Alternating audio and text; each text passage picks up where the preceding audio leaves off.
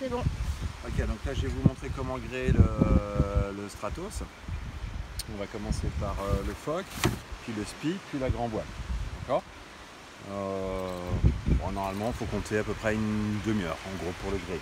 On y va, donc on commence par le phoque.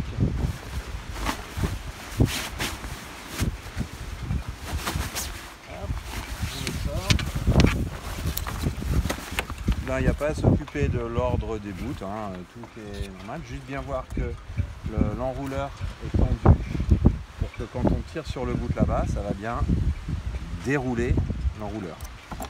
Ensuite, on met cette manille comme ça, pas besoin de manieur. En fait, des manieurs sous tension, il va se mettre tout seul en tension, donc il n'y a pas trop de difficultés. Voilà. Ça, on va ensuite le goupiller là-dessus. Voilà. Attention, cette pièce grise là, elle tombe. Donc il faut bien la tenir. Il faut bien la tenir, sinon elle s'en va toute seule. Tac. Tac. On fait bien gaffe que son guindant est droit. Qu'il n'y a pas de tour. Il n'y a pas de tour dedans.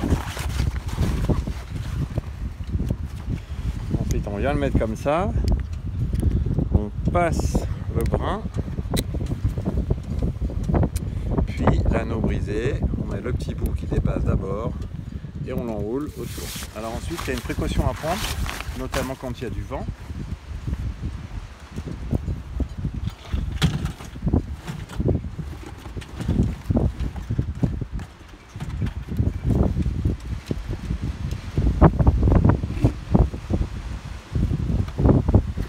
C'est de mettre du scotch autour, parce que sinon le spi...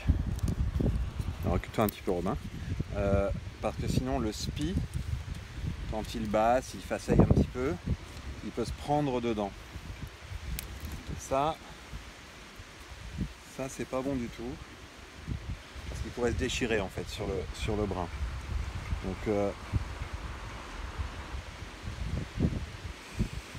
je laisse le sparadrap dans le sac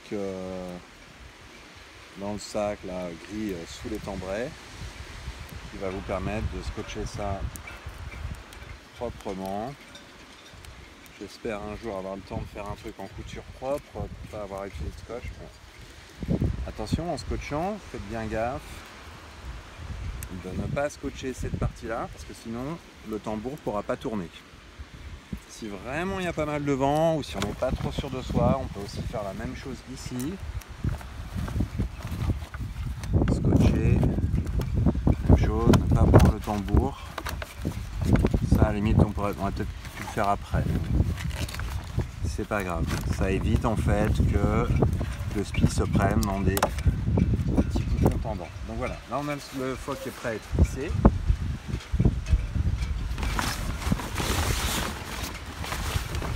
On va aller chercher l'écoute de phoque. C'est celle-ci, le marine. On va la passer les deux brins comme ça. Tiens, filme bien l'œillet du phoque. Donc on passe les deux brins comme ça, dans le même sens. D'accord. Comme ça. On va aller chercher la moitié. Tiens,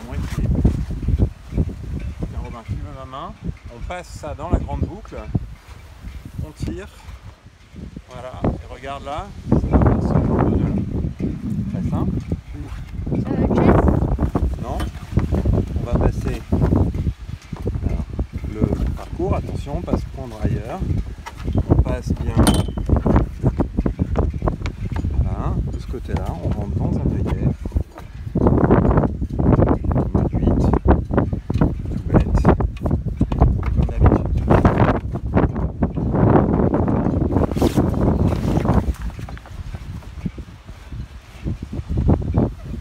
Même chose ici. Les écoutes de spi pour l'instant on s'en occupe pas. Ça vient ici. Et on fait notre nœud de 8 comme ça. Pas trop près, Robin, sinon ça peut pas mettre le focus. Donc là on est prêt à hisser le phoque.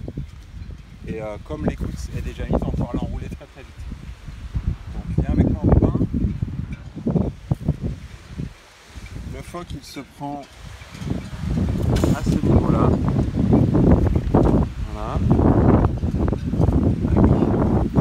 Tu continues à filmer. On va aller le hisser.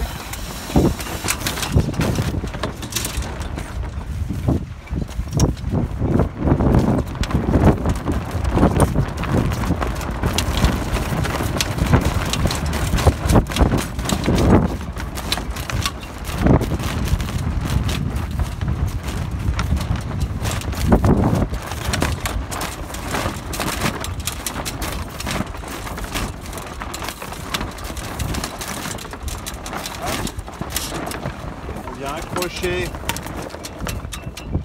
ce palon hein. Il est un peu en bazar, on vient juste de remater le bateau, c'est pour ça, mais s'il aura déjà navigué, vous verrez que c'est déjà tout dans l'ordre. On met ça, et là on vient mettre la tension dans le gréement. Regardez bien jusqu'où va la poulie. Cette poulie là, il faut la faire baisser à peu près au niveau du taquet. Voilà, il est assez comme ça, on va aller l'enrouler.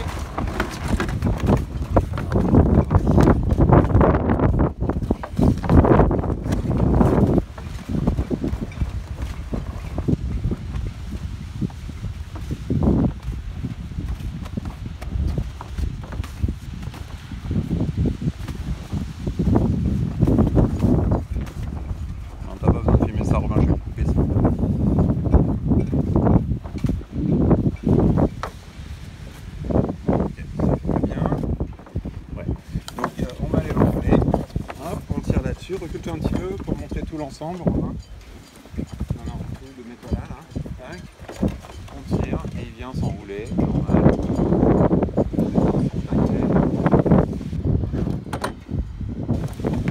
C'est tout bête.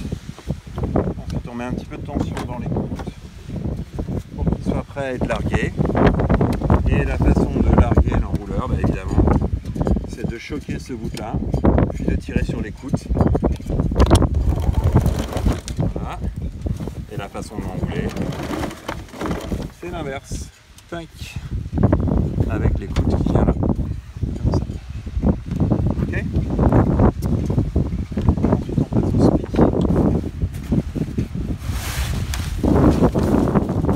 Là il y a pas mal de vent aujourd'hui. Et attention, ils sont pas dans tous les sens. Il suffit juste de suivre le fil des choses. Clou, là c'est ce qui va à l'arrière. Les écoutes. En repérant ce petit sigle là sur le spi, ça c'est l'avant du spi. Donc, tac, tac, c'est bien ce qui va venir à l'avant.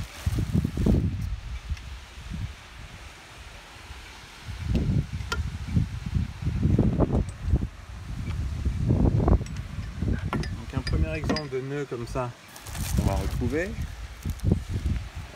C'est tout bête, pour le mettre, on passe une boucle, on passe la bouboule dans la boucle, ensuite on va venir trouver la tête du spi.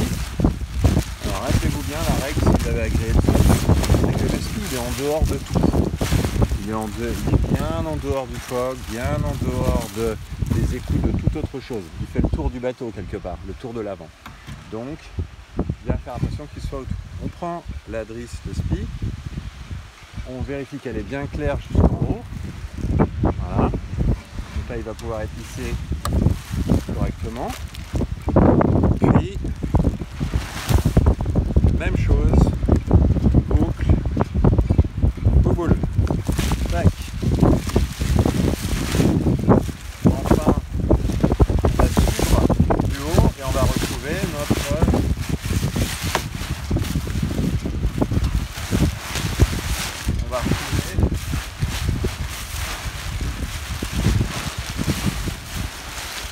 l'arrière du spi qui va nous amener aux écoutes. Voilà, attention. Les écoutes, ce sont les écoutes bleu ciel. D'accord. Elles doivent passer. C'est facile sur le bateau par rapport au haubans. On recule un peu au contraire. Par rapport au haubans, elles sont. On vérifie que l'écoute, on a bien le winch pour nous quand on tire. que le SPI, lui, n'a pas le winch pour tirer, sinon les efforts sont inversés. Sur la plus proche, on fait un nœud de chaise.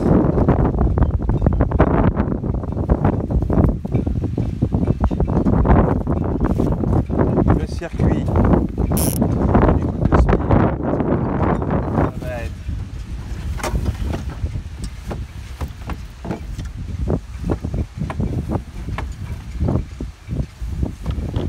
bien passer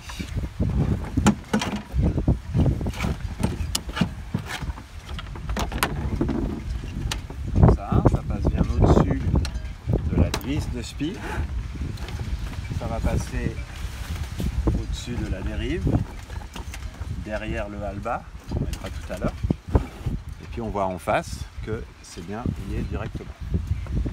Et après le circuit d'écoute,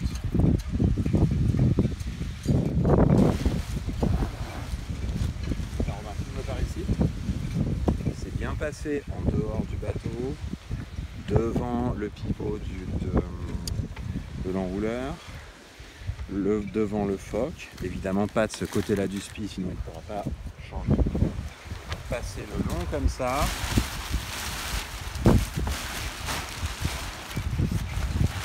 Par le centre du bateau. Et venir chercher l'autre. Comme ça, on est sûr qu'à l'empannage,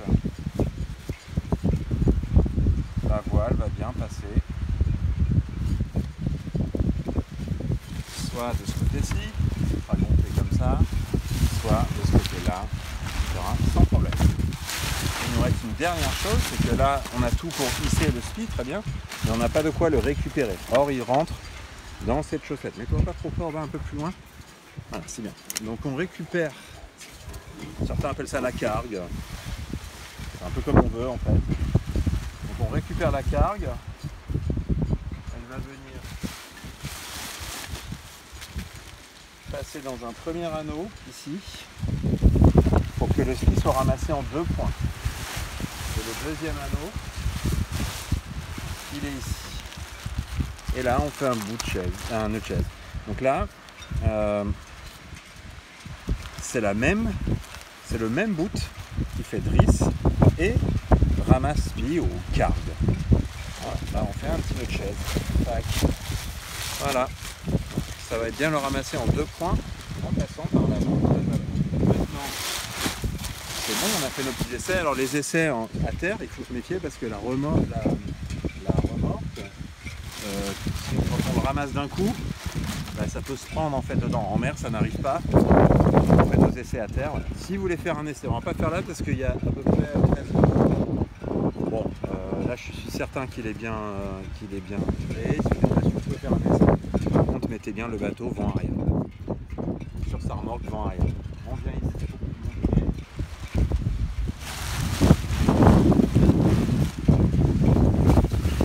Donc là, sur le bateau, là ça paraît un petit peu compliqué parce que il y a des bouts qui traînent. En réalité, en mer, c'est beaucoup plus clair que ça.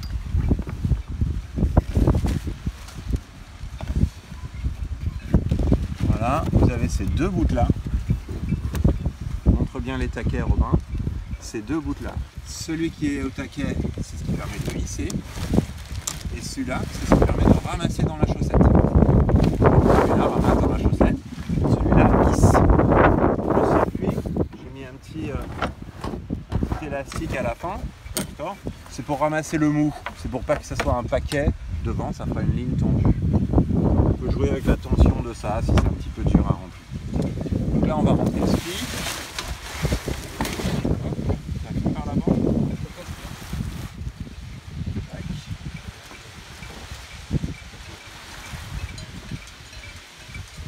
Là c'est un peu dur parce que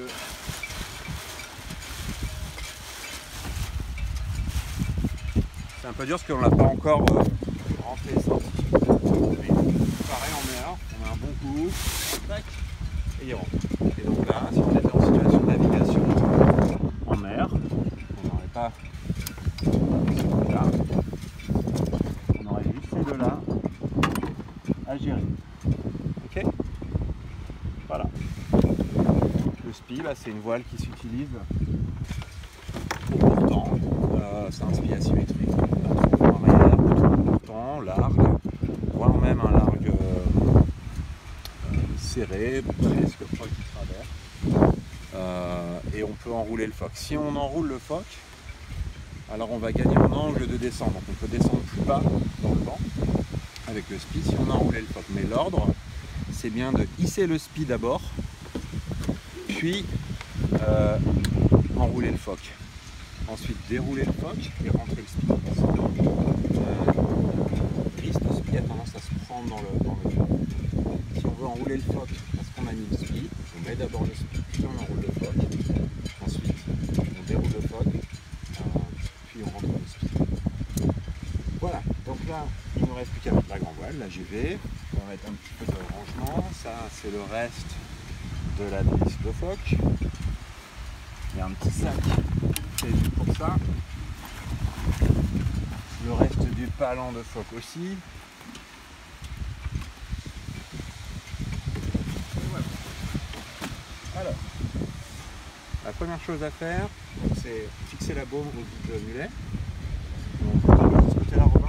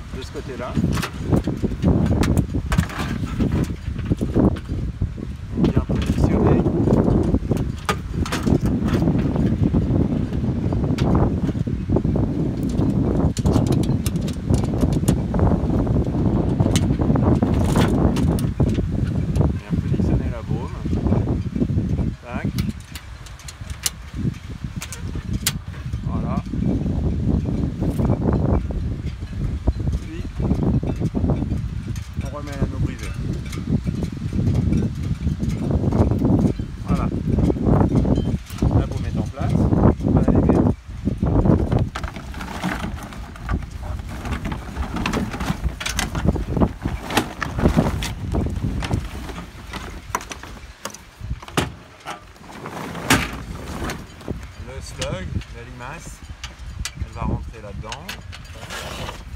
Un petit bout de bleu qui va venir ici, qui rentre pas trop près, Robin, parce qu'elle est sèche, qui rentre dans la poche. Voilà, là elle est en place. La bordure, elle se reprend à l'avant de la baume, on la voit tout en deux, tout devant le mât. On va montrer aux gens, Robin. C'est là qu'on reprend ou qu'on choque de la bordure. D'accord ?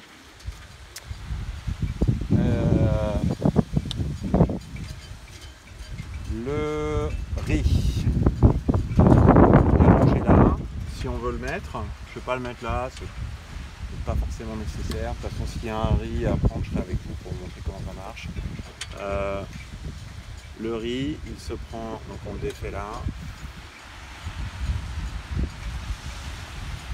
Le riz, c'est pas vraiment un riz pour sortir naviguer, c'est un riz, si on est en navigation, ça craint, ça bouge beaucoup, les gens ont peur ou je sais pas quoi. À ce moment-là, il faut l'avoir mis avant, et on le prend, et ça réduit énormément la grand voile, ce qui fait que ça permet de rentrer en sécurité. Voilà, rapidement, hein. Il se passe comme ça.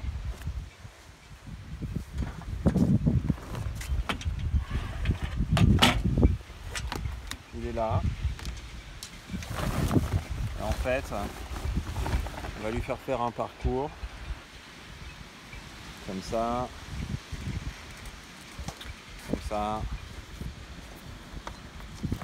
hop, comme ça. Voilà, et là on fait un nœud de chaise. Bon allez, on finit, d'accord. Tac. Hop. Juste un nœud de chaise à faire là. Et ça voudra dire que si on tire par l'avant, ça va lever la baume par l'arrière. La voile va avoir une drôle de forme, mais elle sera levée. Puis après, on fera l'autre partie, c'est le riz de l'avant. Donc là, on va hisser la GV.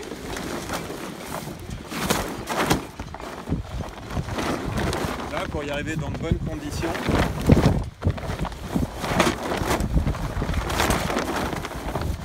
il faut bien faire dans l'ordre que je vais montrer.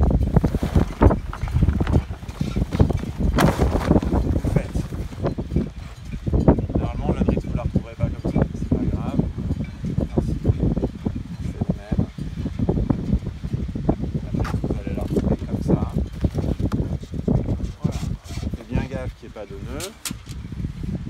Voilà, là, ça fait comme il faut. Ensuite, on va aller dans le principe, une boucle qui passe dans l'œillet, la bouboule qui vient de l'autre côté, de la tension, et c'est bon. Alors là, c'est une partie un petit peu délicate. Robin, si tu montres bien cette partie-là, on passe la ralingue de la GV dans le guide. Voilà. Là, ça va rentrer dans un... La première partie est très facile. Ça va rentrer super facile. Ce qui est difficile, c'est de faire passer la latte. Donc on la fait passer là-dedans. Et en fait, il faut jouer un petit peu là.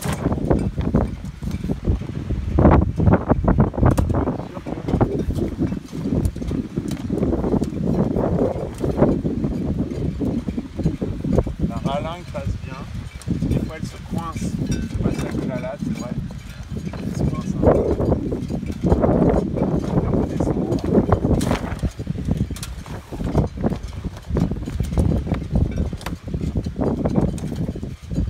Si vous n'y arrivez vraiment pas, vous montez dans le bateau.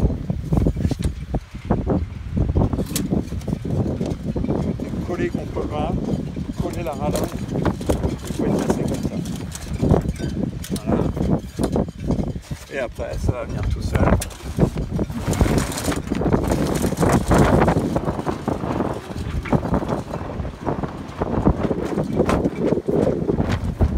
Voilà. Là, ça va battre un peu, il va parler un peu plus fort. Donc, on met la voile bien en tête en haut. Attention dans la brise, ça vient se prendre dans le taquet qui est ici. On fait des grandes ganses pour lever le bout. Hein. Et comme c'est du petit bout en dériveur, ce qu'on peut faire, c'est pas grave de le lever de façon fonde. On peut faire un nœud tout simplement comme ça, c'est facile à choquer, facile à ranger. Hop. Ensuite, on fait gaffe que le Cunningham sur la console du milieu n'est pas dans son paquet. Il va venir comme ça, dans l'œillet, Robin, dans le deuxième œillet rouge. Il va passer comme ça, donc il va faire descendre la bordure naturellement. On refait passer la bordure dans le guide.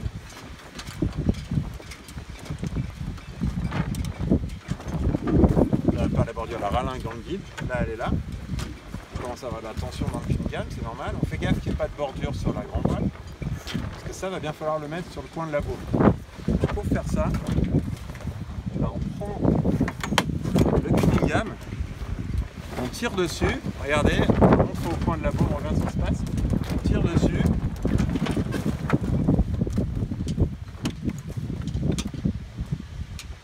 et du coup, on va avoir le jeu qu'il nous faut pour venir mettre le petit brin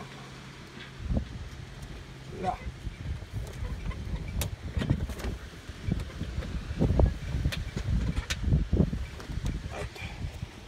Voilà. Voilà. Là, tout est bon. On va lâcher le Cunningham. Voilà. Alors, oui. Là, le Alban n'était pas mis, mais il est habituellement à poste. Vous n'avez pas à vous en inquiéter.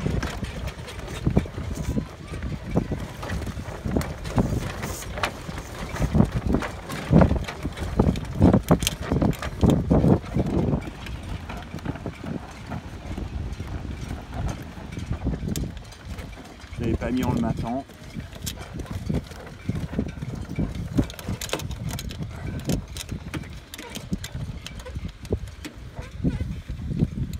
Et ça vous n'avez pas à le faire.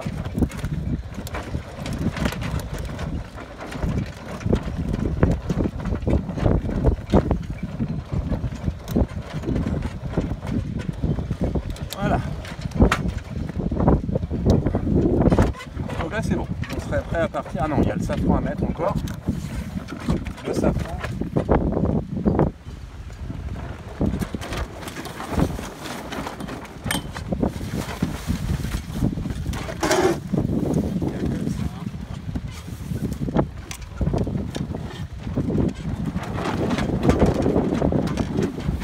Mettre là, on commence par le gros bout, ça vient de ce côté-là, Robin, pour montrer. On commence par le gros bout, on le rentre. Il est un petit peu dur. On finit par se mettre en place. Là c'est du laser, donc tout est doublé en fait en sécurité. Ça, cette languette empêche le safran de remonter et en plus il y a une goupille qui vient se mettre là. Voilà. Comment ça se passe en navigation? Donc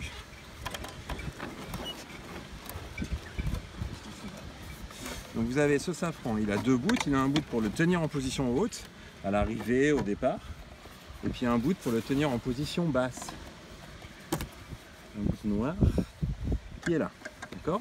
Donc si je suis en navigation, la première chose que je commence à faire, c'est de défaire ce bout, et puis je vais venir bloquer le safran vers le bas, et le mettre dans ce taquet là. Alors ça sera plus bas que ça, hein, ça sera vraiment vertical le long de la coque. Ensuite en navigation, toujours un doublage sécurité, donc là vous avez deux écrous papillons, vous les serrez, donc là il est bloqué en position basse. Voilà, pas besoin de forcer là-dessus, c'est juste pour le retenir vers le bas. Ce taquet il est fait pour sauter, si on tape dans quelque chose, la dérive est pivotante, elle va remonter. Et le safran aussi, donc ce taquet il n'est pas cassé. S'il saute comme ça, c'est normal. C'est fait exprès. D'accord? Il vient sauter en fait pour lâcher le bout si jamais on tape, histoire que ce soit ça qui lâche plutôt que le safran. Voilà. Donc là, on est prêt à partir. Rapidement. On va dégager le pont un peu.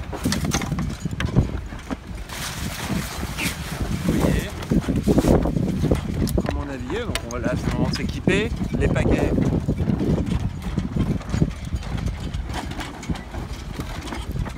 L'idéal c'est de les mettre comme ça.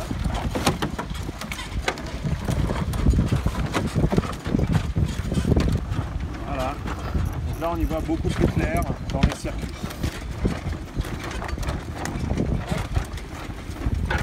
Le SPI, la brise de SPI. De phoque. Voilà. Comment positionner ces passagers? Alors, prends un petit plan reculé. Comment faut faire? Bah, ça, on va dire que c'est l'espace du barreur. Vous pouvez mettre personne assis là, parce que sinon ils vont déranger les gens.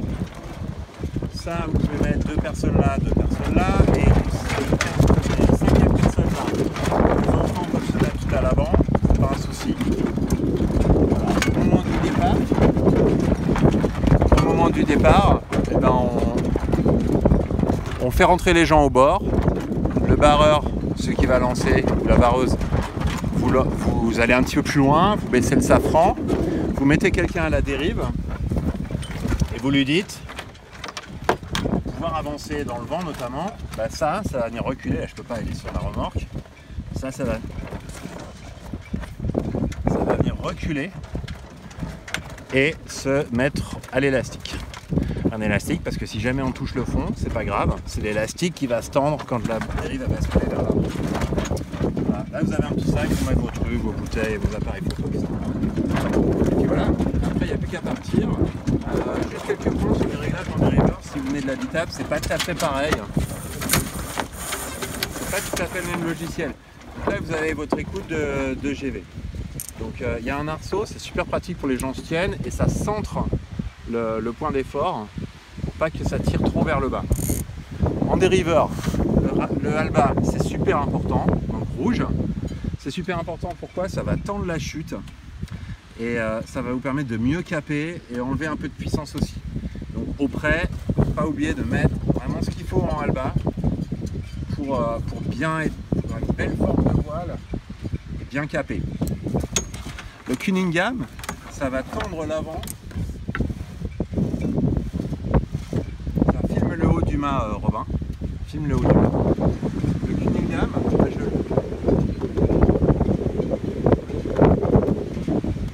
ça va centrer le mât. Ça va surtout tendre l'avant de la voile.